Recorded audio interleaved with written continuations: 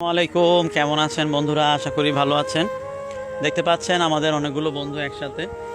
আমরা কোথায় এসেছি? আমরা 3 দিনের জামাতে এসেছি। তো জামাতে যেখানে আমরা আসছি সেখানে পরিবেশটি কিন্তু সত্যিই খুবই অসাধারণ। বিকেলবেলা আমাদের সমস্ত আমলগুলো শেষ, তো আমাদের আমির সাহেব বললো যে আমরা একটু হেঁটে আসি। তো আসলে জামাতে আমি মনে করি প্রত্যেকটা মানুষেরই আসা উচিত। এখানে আসলে অনেকগুলো আমল শেখা যায়, অনেকগুলো আমলের জজবা হয়। দেখা গেছে অনেকে বাড়িতে থাকলে নামাজ টামাজ ঠিক মতো পড়ে না, তো এখানে আসলে যখন কিছুটা ইমানি কথা হয় তখন ইমানি কথা শুনে তো তখন তার নামাজ পড়ার একটি জজবা তৈরি হয়। তো এখন আমরা পাকিস্তানির সাথে কথা বলবো, দেখি উর্দু বা আরবিতে বা হিন্দিতে কি বলে, আমরা ওনার কাছ থেকে শুনবো। জব্বার ভাই, জি ভাই বলিए क्या बोलना है? अस्सलाम वालेकुम। भाई दुनिया में एक ही काम है जो हुजूर पाक सल्लल्लाहु अलैहि वसल्लम और अल्लाह पाक ने फरमाया, वो ये दवात का काम। ये काम हर बंदा को करना चाहिए, हर हालत में, हर वक्त मौत की आग तक करना चाहिए। ये काम जो है ना, अल्लाह ने दुनिया में बंदों की हैसियत से भेजा है, उसी हिसाब से सबको करना चाहिए।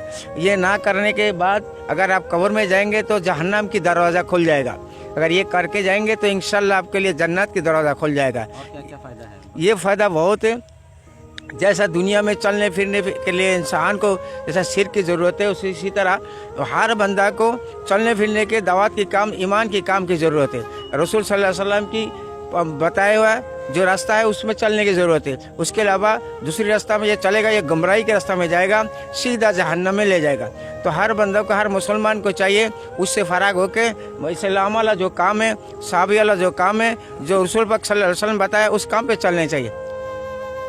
ये मैं उम्मीद करता हूँ आप लोगों से, आप भी इंशाल्लाह अल्लाह की बताए हुए रसूल पाक सल्लल्लाहु अलैहि वसल्लम की जो ना दिखाया हुआ जो रास्ता है उस पर चले। आने वाला जोर और इस्तेमाल को दावत। आने वाला जोड़ एवं इस्तेमाल के लिए आपको दावत देता हूँ। टुंगी मैदान में आइएगा, इंशाल्लाह आपसे मुलाकात होंगे। ठीक है, बहुत बहुत शुक्रिया आपको, बहुत ही बड़ा अच्छा बात किया है। তো এখন আমরা কথা বলবো আমাদের একজন বড় ভাই, দোস্ত মোহাম্মদ ওনার নাম। তো ওনার কেমন লাগছে এখানে এসে আর এই কাজটা কতটুকু দরকার আমরা ওনার মুখ থেকে একটু শুনবো। আসসালামু আলাইকুম। ওয়ালাইকুম আসসালাম ও রহমতুল্লাহ। আলহামদুলিল্লাহ, আল্লাহ পাকের কাছে লাখো করে শুকরিয়া যে আল্লাহ পাক আমাদেরকে মানুষ হিসাবে দুনিয়ার পরে পাঠাইছেন। আলহামদুলিল্লাহ, তো সমস্ত নবী আলাইহিস সাল্লামরা যে কাজ করছে, তাবলীগ করছে, আল্লাহ পাকের বড়ত্বের কথা বলছে মানুষের মাঝে। হে লোক সকল, আল্লাহ ছাড়া কোনো মাবুদ নেই, তোমরা সকল কিছুকে বাদ দিয়ে, সকল উপাসনা বাদ দিয়ে আল্লাহ পাকের ইবাদতে আসো। আজকে আল্লাহ পাকের কাছে আমরা আবারও শুকরিয়া আদায় করি যে মহান রব্বুল আলামিন আমাদেরকে যাচাই বাছাই করে যে এরকম একটা দ্বীনি মজলিস, তাবলীগের মানুষের কাছে দাওয়াতের মেহনতের মজলিসে আসার মতন তৌফিক দান করছে। এখানে এসে আলহামদুলিল্লাহ অনেক ভালো লাগছে, নিজেরাও দিন শিখতে পারতেছি। কারণ আল্লাহ পাক ঘোষণা করেন যে ইয়া আইয়ুহাল্লাযীনা আমানু কু আনফুসাকুম ওয়া আহলিকুম নার, হে ঈমানদারেরা তোমরা নিজেরা বাঁচো জাহান্নামের আগুন থেকে এবং নিজেদের আহাল পরিবার পরিজনদেরকে বাঁচাও। তা আমরা কিভাবে নিজেরা জাহান্নামের আগুন থেকে বাঁচতে পারি, এজন্য আমাদের প্রতি মুহূর্তে চিন্তা ফিকিরও করা দরকার, দিনের রাস্তায় যাওয়া দরকার। কারণ আল্লাহ পাক বলেন যে আমি তোমাদের জান এবং মালকে কিনে নিয়েছি, সম্পদকে কিনে নিয়েছি, সময়কে কিনে নিয়েছি জান্নাতের বিনিময়। তো আমরা তাবলীগে আসছি নিজেদের যে টাকা, আল্লাহ পাক আমাদেরকে টাকা দিয়ে, সময় দিয়ে, অর্থ দিয়ে, জীবন দিয়ে, যে নিজেরা কিভাবে ইসলাহ হইতে পারি, নিজেরা কিভাবে দিনের রাস্তায় চলতে পারি, সেজন্য আমরা ফিকির করতে আসছি। এবং সাথে সাথে নিজের আহাল, আমার ভাই বেরাদার, আত্মীয় স্বজন, পাড়া প্রতিবেশী, গ্রামবাসী কিভাবে জাহান্নামের আগুন থেকে বাঁচতে পারে সেজন্য আমরা ফিকির করার জন্য আসছি। আল্লাহ পাক এই আশার তৌফিক যে আল্লাহ পাক দিয়েছেন, আলহামদুলিল্লাহ ভালো।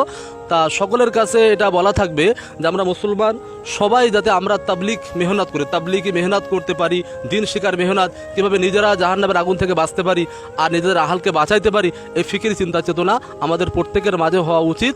সবাইকে দাওয়াত থাকলো, ইসলামের দাওয়াত, এবং আগামীতে টুঙ্গির ইস্তেমার দাওয়াত থাকলো। আসসালামু আলাইকুম রহমতুল্লাহ।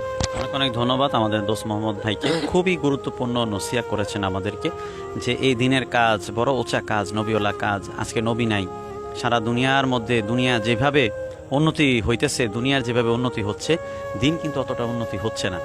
এক কথায় বলা চলে দিন দুনিয়া থেকে এখন মিটে যাইতেছে। বলে দিন গরিবী হালত, দুর্বল হালতে দিন আছে।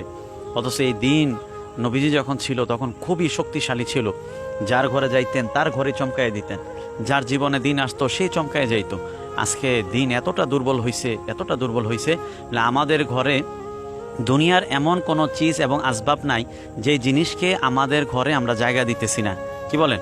এমন কোনো চিজ আসবাব নাই যে আমাদের ঘরে জায়গা দিতেছি না, কিন্তু যখনই আমাদের ঘরে দিন প্রবেশ করতে চায়, যখনই দিন আমাদের ঘরে প্রবেশ করতে চায়, তখনই আমরা দরজা বন্ধ করে দিয়ে বলি, না ভাই তুমি আমার ঘরে আইসো না, কারণ তুমি যদি আমার ঘরে আসো তো আমার সমস্ত শখ আহ্লাদ মাটি হয়ে যাবে।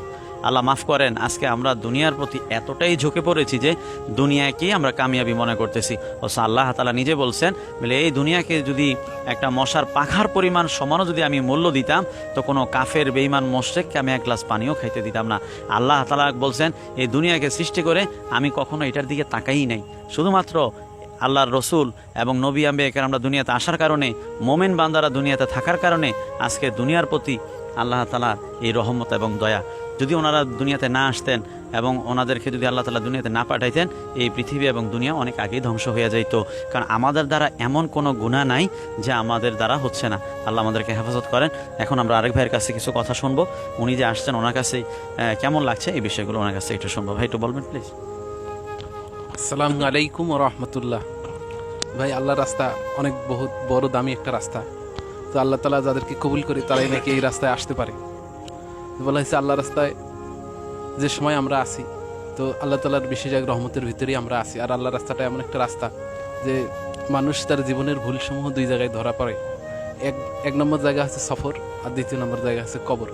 যখন মানুষ কিনা আল্লাহ রাস্তায় সফরে যায়, তখন তার জীবনের সে ভুলগুলো ধরতে পারে যে না, আসলে আমার এইভাবে চলা উচিত, আমি যেইভাবে চলতেছি আসলে আমি তো ধোকার ভিতরেই আছি, আর আমাকে এইভাবে সংশোধন হওয়া উচিত। তো এটা আল্লাহ রাস্তায় গেলেই একমাত্র আমাদের ধরা পড়ে আর কি। আর দ্বিতীয়ত হচ্ছে কবর। যখন আমরা কিনা কবরে চলে যাব, তো তখন সেখান থেকে ফেরা আমাদের দ্বারা আর সম্ভব নয়। যে আল্লাহ তাআলাকে হাজারবার বললেও আল্লাহ তাআলা আমাদেরকে আর ছাড় দিবে না, বলবো যে তোমার সুযোগ শেষ, তোমাকে দুনিয়াতে একবার পাঠাইছিলাম, তোমার কাছে এরকম অনেক পয়গাম পৌঁছে দেওয়া হয়েছিল, কিন্তু তুমি তা পালন করোনি। তো এই জন্য আল্লাহ তাআলার রাস্তায় আমাদেরকে সময় দিয়া দিন শিখতে হবে।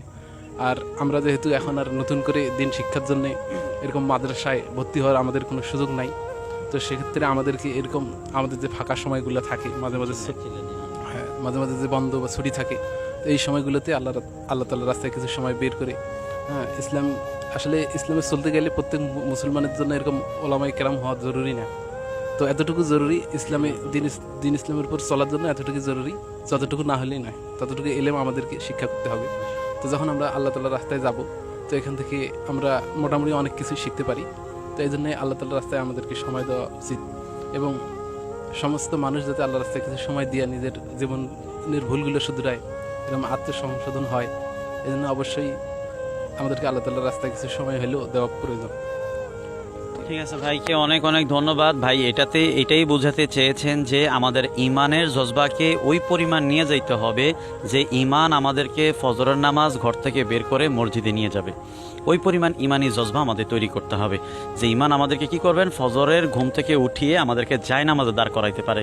এই জন্য দেখেন আমাদের প্রত্যেকের ঘরেই তো অনেক মানুষ আছে, কি বলেন, ছেলে হোক মেয়ে হোক, কয়জনে বলেন ফজরের নামাজে জায়নামাজের বিছানায় দাঁড়াইতে পারে বলেন?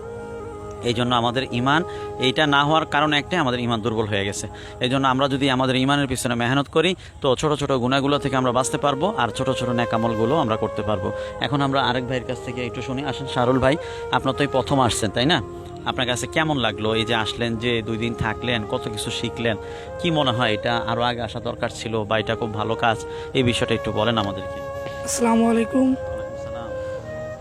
আমি এই জায়গায় 2 দিন হলো আছি, আলহামদুলিল্লাহ ভালোই লাগতেছে, কিন্তু আল্লাহ পাক আমাকে হৃদয় দিতে বিদায় আমি এই জায়গায় আইছি।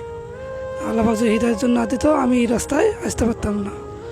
যে আল্লাহ পাক আমার এই জায়গায় আসার অনুমতি পাইছি থেকে বিদায় আমি আইছি, যে আল্লাহ পাক আমাকে সহজ করে যে কাজটা, এই জন্য আমি এই জায়গায় আসতে পারছি।